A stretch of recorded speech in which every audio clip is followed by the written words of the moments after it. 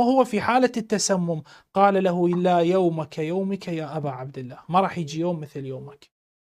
احنا نجي نخالف أهل البيت ونلطم على أهل البيت ونقول كل يوم عاشوراء، كل يوم عاشوراء، كل يوم عاشوراء، مخالفة ونروح نبكي يمهم، كارثة هاي. النقطة الثانية: كل أرض كربلاء، هذه هم مخالفة للروايات، مخالفة. قال الإمام الصادق عليه الصلاة والسلام: إن كربلاء، إن أرض كربلاء ترعى من ترع الجنة، قطعة من قطع الجنة، قطعة كربلاء. ولذلك الروايات قالت أن كربلاء كانت تفتخر على مكة، ما تجي مثلها أرض. حتى عندنا روايات حينما